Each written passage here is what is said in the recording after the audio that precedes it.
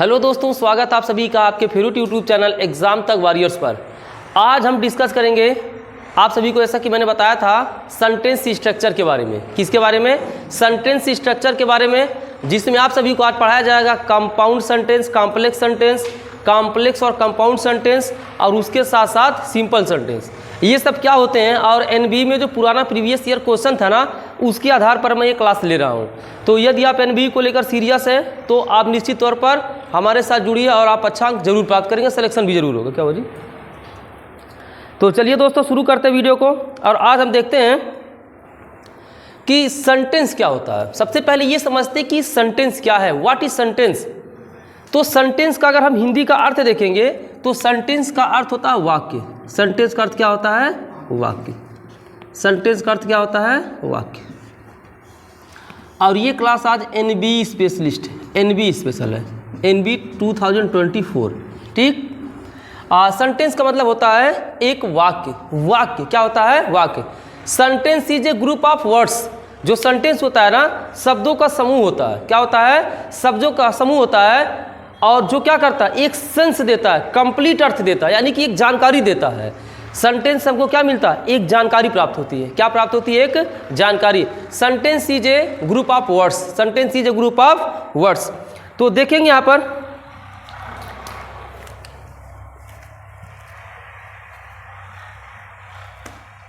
तो सबसे पहले हमें देखेंगे, ध्यान से देखिएगा, जो आप सभी लोग पढ़ते हैं simple sentence, negative sentence, affirmative sentence, interrogative sentence, imperative sentence, ये हमको लगता है सारे बच्चे जानते होंगे। ठीक, इसको बताने की कोई ज़रूरत नहीं है। तो जो हम सेंटेंस देखते हैं स्ट्रक्चर बेस पर, वो देखते हैं टाइप्स ऑफ सेंटेंसेस। तो हमारा पहला सेंटेंस होता है कॉम्प्लेक्स सेंटेंस। क्या होता है? Complex sentence. एग्जाम में जो क्वेश्चन पूछा गया है ज़्यादातर, वो कॉम्प्लेक्स और कंपाउंड से पूछा गया है। कहाँ से पूछा गया है? कॉम्प्लेक्स और कंपाउंड से। एक होता है आप सभी के सामने कंपाउंड सेंटेंस। क्या होता है? Compound sentence. और एक होता है सिंपल सेंटेंस। क्या होता है? Simple sentence. तो ये हमें 3 पढ़ने हैं। कितने पढ़ने हैं? 3। और एक होता है कॉम्प्लेक्स कंपाउंड सेंटेंस। तो इंपॉर्टेंट नहीं है, एग्जाम में नहीं पूछा गया है, और एनबी के किसी भी पेपर में वो नहीं पूछा गया, तो इसलिए हम इसको देखते हैं। तो सबसे पहले हम ये देखेंगे सिंपल सेंटेंस क्या होता है। जैसे सिंपल सेंटेंस का हिंदी होता है साधारण वाक्य। क्या होता है? साधारण वाक्य। तो इसको देखेंगे, साधारण वाक्य बोलते, हिंदी भी मैं लिख ही दे रहा हूँ, ठीक है, नहीं तो आप लोग कहेंगे हिंदी में लिखिए। ये साधारण वाक्य होता है। ये होता है संयुक्त वाक्य। क्या होता है? संयुक्त वाक्य। और इसको हिंदी बोलते हैं मिश्रित वाक्य। क्या बोलते हैं? मिश्रित वाक्य। ये इसके हिंदी हो गए। अगर हम बात करेंगे सिंपल सेंटेंस में, तो सिर्फ एक सब्जेक्ट और एक वर्ब रहता है। क्या होता है? एक सब्जेक्ट आता है और एक वर्ब आता है। सिंपल सेंटेंस में सिर्फ एक सब्जेक्ट एक वर्ब। लेकिन यहाँ पर कंपाउंड सेंटेंस में एक सब्जेक्ट एक वर्ब, फिर एक सब्जेक्ट एक वर्ब। ठीक, अच्छे समझिए, बहुत इंपॉर्टेंट चैप्टर है, क्योंकि जल्दी समझ में नहीं आता है, इसीलिए पूरा गहराई के साथ लेकर क्लास को चलना है। कंपाउंड सेंटेंस में 2 सब्जेक्ट 2 वर्ब होंगे। ठीक, और कॉम्प्लेक्स सेंटेंस में भी 2 सब्जेक्ट और 2 वर्ब होंगे। लेकिन ये जो हमने अभी आपको बताया है कंपाउंड कॉम्प्लेक्स, ठीक, क्या बताया है? कंपाउंड कॉम्प्लेक्स, इसमें 3 सब्जेक्ट और 3 वर्ब होंगे। बस इतना ही आपको याद ही रखना है इसमें। अगर कभी भी कॉम्प्लेक्स कंपाउंड पूछ लिया तो सिर्फ आपको इतना याद रखना है, 3 सब्जेक्ट 3 वर्ब। अब आपको मैं बता, सब्जेक्ट क्या होता है? जिसके द्वारा जो डूअर होता है, जिसके द्वारा कार्य किया, तो वही सब्जेक्ट होता है। सब्जेक्ट बनता क्या है? या तो नाउन सब्जेक्ट होगा या तो प्रोनाउन सब्जेक्ट होगा, या तो नाउन सब्जेक्ट होगा या तो प्रोनाउन सब्जेक्ट होगा, ये समझना है। वर्ब क्या होता है? जैसे ईट हो गया, गो हो गया, कम हो गया, और इज एम आर। वर्ब 2 प्रकार के होते हैं, हेल्पिंग वर्ब, मेन वर्ब। तो वो वर्ब होता है। वर्ब का क्लास इसके जस्ट बाद स्टार्ट होगा, ठीक है ना। इसके जस्ट बाद आप सभी के सामने मैं वर्ब का क्लास लेकर आऊँगा। अब यहाँ पर चीज़ों को समझते हैं। जैसे हमने लिख दिया है, Meena has a dog. Meena has a dog. Meena के पास एक कुत्ता है। मीना हैज ए डॉग का अर्थ होगा मीना के पास क्या है? एक कुत्ता है। अगर हम बात करें, मीना यहाँ पर सब्जेक्ट है। मीना क्या है? सब्जेक्ट है। मीना क्या है? सब्जेक्ट है। हैज क्या है? हैज यहाँ पर हेल्पिंग वर्ब नहीं है। हैज क्या है? यहाँ पर हेल्पिंग वर्ब नहीं है। हेल्पिंग वर्ब नहीं है, तो यहाँ पे वर्ब का काम करेगा। किसका काम करेगा? बेसिक वर्ब का काम करेगा। किसका? बेसिक वर्ब का। और ए डॉग क्या है, ऑब्जेक्ट है। यानी कि ये मेन वर्ब का काम कर रहा है। किसका काम कर रहा, मेन वर्ब का। जैसे हैज होता है, आप सभी को बताए थे, बी हैव डू बताए थे ना। तो बी में is am are was were होता है, हैव में हैव हैज हैड होता है, और डू में डू डज डिड होता है। ठीक, तो यहाँ पे वर्ब यहाँ पर हैज है। आपको बस इतना से समझना है कि वर्ब जो है यहाँ पर हैज है। तो यहाँ पे क्या हुआ, एक सब्जेक्ट आया और एक वर्ब आया। तो कौन सा सेंटेंस हो गया, सिंपल सेंटेंस हो गया। कौन सा सेंटेंस हो गया, सिंपल सेंटेंस, जिसको हम बोलते हैं साधारण वाक्य। क्या बोलते हैं, साधारण वाक्य। अब यहाँ पर कंपाउंड सेंटेंस की अगर हम बात करते हैं तो ऐसा हमने लिख दिया, Meena has a dog, Meena has a dog, Meena has a dog and Sheela has a cat. तो यहाँ पे चीज़ों को समझिए, ध्यान से समझना है, ठीक है ना। ठीक है, कोई दिक्कत नहीं है। सेंटेंस तीन प्रकार के, सिंपल, कंपाउंड और कॉम्प्लेक्स। सिंपल में क्या होता है, एक सब्जेक्ट एक वर्ब आता है, और कंपाउंड में क्या होता है, दो सब्जेक्ट दो वर्ब आएगा। ठीक, और सेम टू सेम यहाँ पर वही कंडीशन है कॉम्प्लेक्स के साथ। अच्छे समझना है यहाँ पर। अब देखिए यहाँ पर मीना यहाँ पर क्या है, मीना यहाँ पर सब्जेक्ट है, मीना क्या है, सब्जेक्ट है, और हैज क्या है, एक वर्ब है। हैज क्या है, एक वर्ब है। तो मीना एक सब्जेक्ट हुआ, हैज भी एक वर्ब हो गया। यहाँ पे देखिए एंड से जुड़ा हुआ है। किससे जुड़ा हुआ, एंड से। क्लास खत्म होते होते सारी चीज़ें क्लियर हो जाएंगी। और शीला क्या है, शीला एक सब्जेक्ट है, और हैज क्या, एक वर्ब है। तो दो सब्जेक्ट हो गया, एक सब्जेक्ट एक वर्ब, एक सब्जेक्ट एक वर्ब। तो एक सब्जेक्ट एक वर्ब, एक सब्जेक्ट एक वर्ब। ठीक, तो क्या हो जाता है यहाँ पर, कंपाउंड सेंटेंस हो गया। क्या हो गया, कंपाउंड सेंटेंस, कंपाउंड सेंटेंस हो गया। आगे देखते हैं यहाँ पर, Meena has a dress, Meena has a dress, Meena has a dress which is black, which is black. ये है कॉम्प्लेक्स सेंटेंस का एग्जाम्पल। सबसे बड़ा सवाल ये उठता है विद्यार्थियों के मन में, सर यहाँ पर भी दो सब्जेक्ट दो वर्ब, और यहाँ पर भी दो सब्जेक्ट दो वर्ब, तो हम कैसे ये क्लियर कर पाएंगे कंपाउंड है कि कॉम्प्लेक्स है। ठीक, उसका भी ट्रिक मेरे पास है, उसको भी मैं अभी बताने वाला हूँ। बस पहले बेसिक समझिए। यहाँ देखते हैं, मीना क्या है, सब्जेक्ट है, हैज क्या है, एक वर्ब है। ठीक, एक सब्जेक्ट एक वर्ब। अब आपके दिमाग में आ रहा होगा, सर दूसरा वर्ब तो हम पहचान जा रहे हैं कि यहाँ पर ये इज है, लेकिन इसका सब्जेक्ट कहाँ है। तो बता देते हैं, विच भी सब्जेक्ट में काउंट होता है। ठीक, अब समझिए, विच भी यहाँ सब्जेक्ट का काम कर रहा है। सर वो कैसे, पहली बात तो प्रोनाउन, इंट्रोगेटिव प्रोनाउन आप सभी लोग जरूर पढ़े होंगे, तो ये प्रोनाउन वाला है। ठीक, तो जो सब्जेक्ट होते हैं वो या तो नाउन बनेगा या तो प्रोनाउन बनेगा। एडवर्ब तो सब्जेक्ट बनेगा नहीं, conjunction interjection subject, conjunction subject बनेगा नहीं। तो अब यहाँ पे ये समझिए, इज एक वर्ब है, वर्ब से पहले क्या आता है, सब्जेक्ट आता है। सिंपल सी बात है। तो यहाँ पर एक सब्जेक्ट एक वर्ब यहाँ हो गया। ठीक, एक सब्जेक्ट एक वर्ब यहाँ हुआ, एक सब्जेक्ट एक वर्ब यहाँ हो गया। अब ये चीज़ समझ में आ गई कि सर यहाँ पर भी वही कंडीशन हो गया, ये कॉम्प्लेक्स सेंटेंस हो गया। अब यार इतना तो समझ में आ गया कि ये हो गया कंपाउंड, ये हो गया कॉम्प्लेक्स। लेकिन एग्जाम में अगर ये पूछ लिया, दोनों आप रूल नहीं जानते हैं, पूछ लिया कॉम्प्लेक्स ही कंपाउंड, तो वहाँ पर आप फंस जाएंगे। तो सबसे पहले आप कंजक्शन होते हैं, ट्रिक याद रखना है, फैन बॉयज। क्या याद रखना है, फैन बॉयज आपको याद रखना है। क्या याद कर रखना है, फैन बॉयज। क्या याद रखना है, फैन बॉयज। दिख रहा है ना, दिख रहा है ना। एफ से फॉर, ए से एंड, ठीक, ए से एंड, एन से नार, बी से बट, ओ से आर, वाई से एट, और यस से सो। ये कहलाते हैं आप सभी के कंजक्शन। क्या कहलाते हैं, कंजंक्शन। फैन बॉयज, ट्रिक आपके सामने क्या है, फैन बॉयज। ट्रिक क्या है, फैन बॉयज। एफ से फॉर, ए से एंड, एन से नार, बी से बट, ओ से आर, वाई से एट, एस से सो। आराम से याद हो जाएगा। ठीक, कोई दिक्कत नहीं है। अगर इनसे कोई चीज़ जुड़ रहा, कोई सेंटेंस अगर इनसे जुड़ रहा है, तो इसको हम बोलते हैं कंपाउंड सेंटेंस। क्या बोलेंगे, कंपाउंड सेंटेंस। क्या बोलते हैं, कंपाउंड सेंटेंस। हम धीरे धीरे आपको यहाँ से क्लास की तरफ लेकर जाए। कहाँ से, इसी तरफ, क्लास की तरफ। क्लास भी इसी का ही पार्ट है। अब ये देखिए, कहीं एंड से क्या जुड़ा हुआ है, तो एंड से ही तो जुड़ा हुआ है। मीना है जे डॉग, मीना के पास एक कुत्ता है और शीला के पास एक बिल्ली है। एंड से जुड़ा हुआ कि नहीं जुड़ा हुआ, दो सेंटेंस एंड से जुड़े हुए हैं। तो जब दो सेंटेंस एंड से जुड़े हुए हैं, तो यहीं पर क्या कहलाएगा, कंपाउंड सेंटेंस। क्या कहलाएगा, कंपाउंड सेंटेंस। अब यहाँ देखिए एंड से जुड़ा है तो कंपाउंड, यहाँ पे एंड से नहीं जुड़ रहा है, सिर्फ कहाँ एंड से जुड़ा, नहीं जुड़ रहा है, तो यहाँ पर हो जाएगा कॉम्प्लेक्स सेंटेंस। क्या कहलाएगा? Complex sentence. कॉम्प्लेक्स सेंटेंस में ज़्यादातर WH वर्ड आएंगे। क्या आएंगे? WH वर्ड आप सभी को दिखेंगे यहाँ पर कॉम्प्लेक्स सेंटेंस में। अब इसका हिंदी आप सभी को मैं बता दे रहा हूँ, मोस्ट इंपॉर्टेंट टॉपिक है।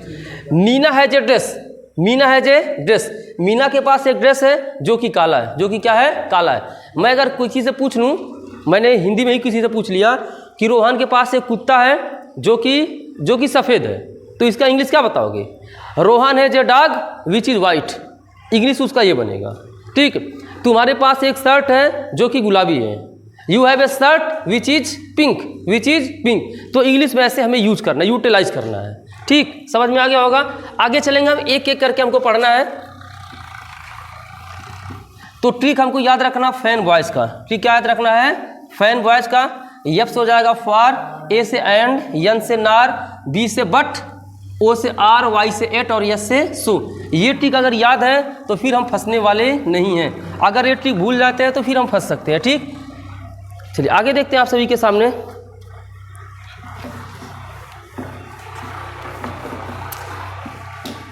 कुछ आप सभी को एग्जाम्पल भी करवाएंगे, एग्जाम्पल करवा देते हैं ताकि दिक्कत ना हो।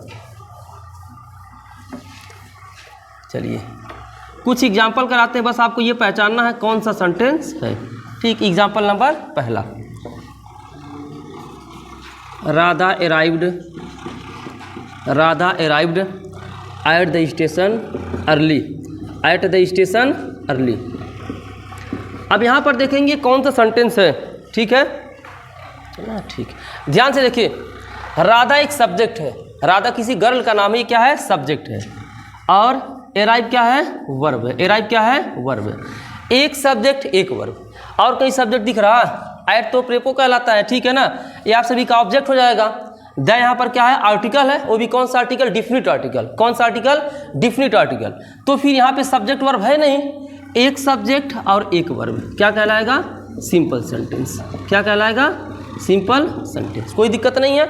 यानी कि Radha arrived at the station early, Radha जल्दी से स्टेशन पर पहुंच गई। राधा जल्दी स्टेशन पर क्या की? पहुंच गई। Second example,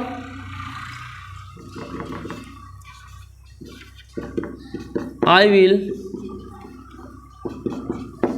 will talk to you, मैं तुमसे बात करूंगा। I will talk to, if I come, if I, मैं तुमसे बात करूंगा यदि मैं आऊंगा। ये पता है क्या है? एक कंडीशनल फर्स्ट है, कंडीशनल फर्स्ट है। इफ के साथ प्रेजेंट जुड़ा, इसकी इधर विल आ गया। पहचान में आ रहा है ना कि यदि मैं आऊँगा तो मैं तुमसे बात करूँगा। तो यहाँ पे चेक करेंगे क्या कंडीशन है। आई क्या है? एक सब्जेक्ट है। विल क्या है? एक वर्ब है। विल क्या है? एक वर्ब है। और ये कौन सा वर्ब है? हेल्पिंग वर्ब है। कौन सा वर्ब है? हेल्पिंग वर्ब है। अब यहाँ देखेंगे टू प्रेपो है। टू क्या है? प्रेपो। प्रेपो अपने बाद ऑब्जेक्ट लेता है। क्या लेता है? ऑब्जेक्ट लेता है। इसको सब्जेक्ट मत बना दीजिएगा। It is not subject here, it is object here. Reason क्या है?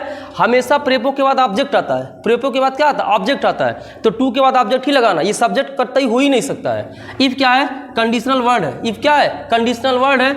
आई यहाँ पर सब्जेक्ट का काम कर रहा है और कम हमारा किसका काम कर रहा है? वर्ब का काम कर रहा है। तो एक सब्जेक्ट एक वर्ब इधर हो गया और एक सब्जेक्ट एक वर्ब इधर हो गया।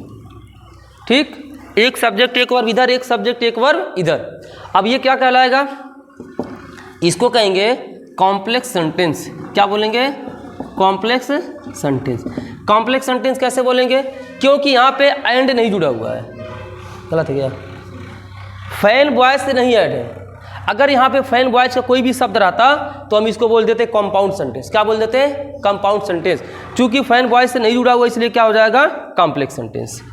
अब तीसरा एग्जांपल देखते हैं और इसी के अंदर आपको मैं पढ़ाऊंगा, इसी के अंदर आप सभी को पढ़ाया जाएगा ये डिफिनिट इनडिफिनिट। डिफिनिट और इनडिफिनिट बताएंगे क्या है चीज़ें। ठीक है ना, पहले इसको समझते हैं। This is the boy, this is the boy, यह वही लड़का है। मैंने कहा यह वही लड़का है। हु केम स्टरडे, हु केम स्टरडे, यह वही लड़का है जो कल आया। यह वही लड़का है जो कल आया। ठीक, यहाँ पे देखते हैं सब्जेक्ट है कि नहीं है। दिस एक सब्जेक्ट इज एक वर्ब, ठीक। दिस एक सब्जेक्ट इज एक वर्ब, ये हो गया एक सब्जेक्ट एक वर्ब। और यहाँ पे द बॉय, यार द लगाओ डिफिनिट आर्टिकल, आर्टिकल के बाद नाउन आता, ऑब्जेक्ट का काम ये करेगा, ठीक। और हु क्या है, सब्जेक्ट, केम क्या है, वर्ब। अब यहाँ पर क्या बन गया, एक सब्जेक्ट एक वर्ब, एक सब्जेक्ट एक वर्ब, और दो सब्जेक्ट दो वर्ब। और मैंने आप सभी को बताया क्या है, कॉम्प्लेक्स सेंटेंस में ज़्यादातर WH वर्ड आएंगे, क्या आएंगे, WH वर्ड। तो WH वर्ड भी आ गया है, तो क्या कहलाएगा, कॉम्प्लेक्स सेंटेंस। अब बताओ, कोई दिक्कत यहाँ तक नहीं होनी चाहिए, ठीक है ना। कॉम्प्लेक्स और कंपाउंड में ही सर चीज। अब देखो एक और एग्जांपल ले लेते हैं। I teach English, I teach English and he, ध्यान से देखिए, आई टीच इंग्लिश, मैं इंग्लिश पढ़ाता हूँ, एंड ही टीचर्स मैथ, और वो क्या पढ़ाते हैं, मैथ पढ़ाते हैं। मान लो तुम गए कहीं पर, हिंदी से अंग्रेजी तुम्हें कन्वर्ट करने नहीं आ रहा, कोई टीचर तुमको पढ़ा ही रहे हैं, और वो पूछे कि बताओ मैं मैथ पढ़ाता हूँ और वो इंग्लिश पढ़ाते हो, क्या बताओगे, you teach math and he teachers English, जो भी अपना रहे अपना सेट कर लीजिए, ठीक है ना। तो आई क्या है, सब्जेक्ट है, टीच क्या है, एक वर्ब है, एंड से जुड़ गया, किससे जुड़ गया, एंड से, और ही यहाँ पर सब्जेक्ट का काम कर रहा है, और टीचर्स क्या है, वर्ब है, ठीक। दो सब्जेक्ट दो वर्ब, दो सब्जेक्ट दो वर्ब, और एंड से भी जुड़ा हुआ है, तो इसको हम क्या बोलेंगे, कंपाउंड सेंटेंस। क्या बोलेंगे, कंपाउंड सेंटेंस। उम्मीद करते हो इतना समझ में जरूर आया होगा, ठीक। अब थोड़ा सा आगे चलते हैं, थोड़ा सा लेकर आगे चलते हैं। चलिए अब हम देखते हैं, आप सभी के सामने लेकर आते हैं क्लास, क्या, क्लॉज। वैसे क्लास का अगर हम हिंदी बात करेंगे तो उपवाक्य बोलते हैं, क्या बोलते हैं, उपवाक्य बोलते हैं, क्या बोलते हैं, उपवाक्य बोलते हैं। अब कहोगे सर ये उपवाक्य क्या होता है, जैसे सेंटेंस होता है ना, सेंटेंस के अंदर क्लॉज होते हैं, सेंटेंस के अंदर क्या होते हैं, क्लॉज। सेंटेंस के अंदर क्या पाए जाते हैं, क्लॉज पाए जाते हैं। क्लॉज के अंदर सेंटेंस नहीं होता, सेंटेंस के अंदर क्लॉज होता है। अब यार अगर हम बेसिक भाषा में कहें ना, तो क्लॉज भी एक सेंटेंस है, बस ऐसे समझ लो। क्लॉज को क्या मान सकते हैं, एक सेंटेंस मान सकते हैं, ठीक है ना। अब ये देखेंगे क्लॉज, सर क्लॉज क्या होता है, उपवाक्य क्या होता है, इसकी तरफ हम आपको बिल्कुल ले चलते हैं, ठीक है ना। जैसा मैं लिखा था, Radha has a dress, Radha has a dress which is pink, which is pink. यहाँ पर देखेंगे क्या लिखा हुआ है, Radha has a dress which is pink. Radha के पास एक ड्रेस है जो कि गुलाबी है, ठीक, गुलाबी लड़कियों का फेवरेट कलर है। अब यहाँ पे इसीलिए पिंक लिखे हैं, Radha has a dress, Radha के पास क्या है, एक ड्रेस है जो कि कैसा है, पिंक है। अगर सेंटेंस की तरफ से हम देखें तो ये कॉम्प्लेक्स सेंटेंस होता है। कौन सा सेंटेंस होता है, कॉम्प्लेक्स सेंटेंस। ट्रिक हमने बता दिया है, WH वर्ड मिलना चाहिए, क्या मिलना चाहिए, WH वर्ड मिलना चाहिए।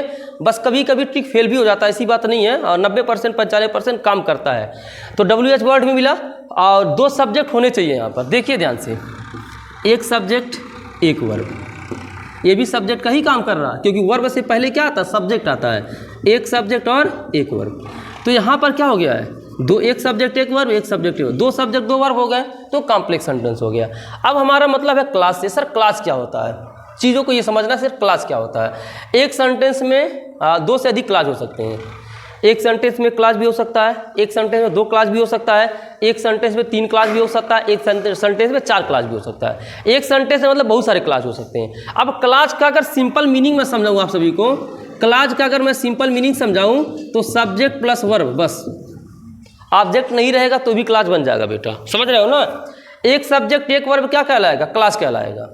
एक सब्जेक्ट एक वर्ब क्या कहलाएगा, क्लास कहलाएगा। अब यहाँ पर ये समझते हैं, एक सब्जेक्ट हो गया, एक वर्ब हो गया, ठीक हो गया ना यहाँ तक, और एक ड्रेस को भी इसी में शामिल कर लेना है। एक क्लास यहाँ पर बन गया, ये क्लास हो गया, क्या हो गया, क्लास हो गया, क्या हो गया, एक क्लास ये हो गया, ठीक, और एक क्लास विच इज पिंक, एक क्लास ये हो गया।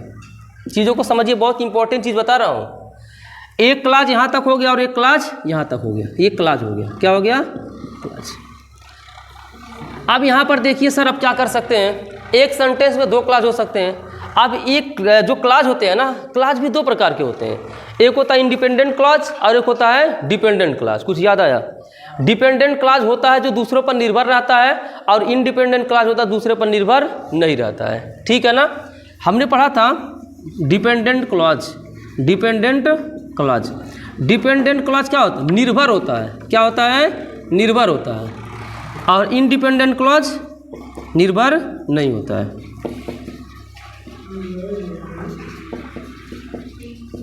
निर्भर नहीं रहता है। ठीक है, डिपेंडेंट क्लॉज क्या होता है? निर्भर रहता है, और इंडिपेंडेंट क्लॉज निर्भर नहीं रहता है। अभी यहीं से क्लास समझ में आएगा धीरे धीरे। ठीक है, अगर यहाँ से नहीं समझ में आएगा तो फिर समस्या में हम लोग पड़ जाएंगे।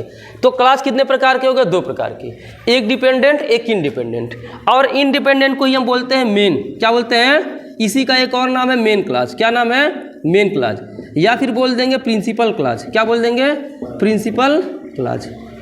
ठीक, इसको बोलते हैं सबऑर्डिनेट क्लास। क्या बोलते हैं? Subordinate class.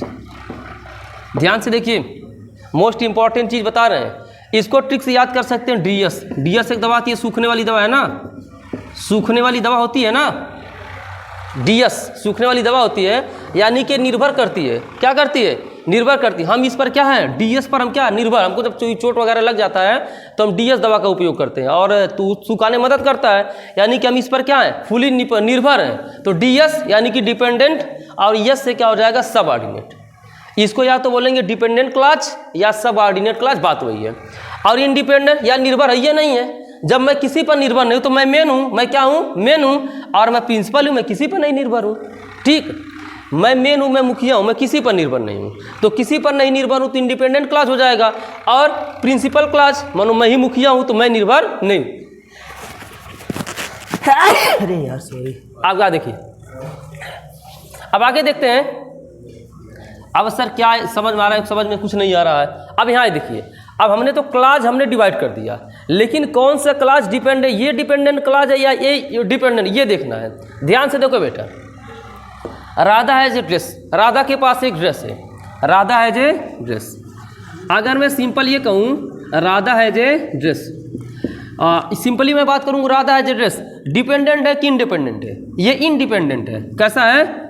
Independent. Independent clause. Independent क्यों? यहाँ कहने का मतलब है जब सेंटेंस पूर्ण रूप से पूर्ण हो जाए, किसी पे निर्भर ना रहे, तो राधा हैज ए ड्रेस, कोई दिक्कत नहीं है, ये सही है। लेकिन यहाँ पर देखिए विच इज पिंक, जो कि गुलाबी है। क्या गुलाबी है? पता ही नहीं है, किसके बारे में बात किया जा रहा है यहाँ नहीं पता है। तो आखिर ये वाला इस पर निर्भर है ना, तो विच इज पिंक क्या हो जाएगा? विच इज पिंक यहाँ पर क्या हो जाएगा? डिपेंडेंट क्लॉज हो जाएगा। क्या हो जाएगा? डिपेंडेंट क्लॉज हो जाएगा। ठीक, यानी कि अब यहाँ से क्या चीज़ समझ में आया कि एक कॉम्प्लेक्स सेंटेंस में, ठीक, ये कॉम्प्लेक्स सेंटेंस ही तो था। कॉम्प्लेक्स सेंटेंस में क्या रूल निकल कर आया? कॉम्प्लेक्स सेंटेंस में एक डिपेंडेंट और एक इंडिपेंडेंट क्लॉज होते हैं। ये आपको याद रखना है कि एक कॉम्प्लेक्स सेंटेंस में एक डिपेंडेंट क्लॉज और एक इंडिपेंडेंट क्लॉज होते हैं, लेकिन वही कंपाउंड सेंटेंस में दोनों ही इंडिपेंडेंट क्लॉज होते हैं। दोनों ही क्या होते हैं? इंडिपेंडेंट क्लॉज होते हैं। अभी मैं बता ही रहा हूँ थोड़ा सा। तो हम यहाँ से निकल कर सामने आया, एक रूल निकल कर सामने आया कि कॉम्प्लेक्स सेंटेंस में एक डिपेंडेंट क्लॉज और एक इंडिपेंडेंट क्लॉज होता है। ठीक, आगे बढ़ते हैं। अब हम लेते हैं कंपाउंड सेंटेंस की तरफ आते हैं ताकि चीज़ें क्लियर होती रहें। आप ध्यान से देखिए, कंपाउंड अरे हाँ सही है, कंपाउंड सेंटेंस हमने लिख दिया। कंपाउंड लिख दिया यहाँ पर, I have a car and he has a bike. हमने सेंटेंस लिख दिया, I have a car and he has a bike. मेरे पास एक कार है और उसके पास क्या है? एक बाइक है। मेरे पास एक कार है और उसके पास क्या है? एक बाइक है। अब यहाँ पर देखिए, एक सेंटेंस यहाँ बना और एक सेंटेंस यहाँ बना हुआ। पहली बात तो एंड से जुड़ा हुआ, तो कौन सा सेंटेंस है? कंपाउंड सेंटेंस है। अब ये देखिए, आई हैव ए कार, मेरे पास एक कार है, तो कार है, मैं किसी पर निर्भर थोड़ी ना हूँ, मेरे पास एक कार है, कोई दिक्कत नहीं है।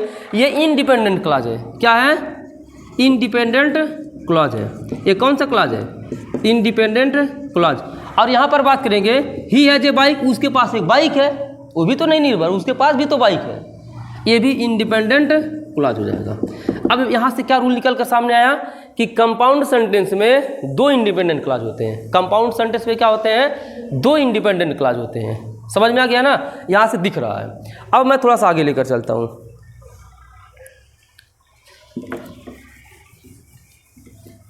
अभी तो बेसिक चल रहा था, अब इसके तरफ चलते हैं। आप लोगों ने नाम सुना होगा नाउन क्लास, एडजेक्टिव क्लास और एडवर्ब क्लास का, ठीक। वो कहाँ से बनते हैं उसके तरफ आते हैं।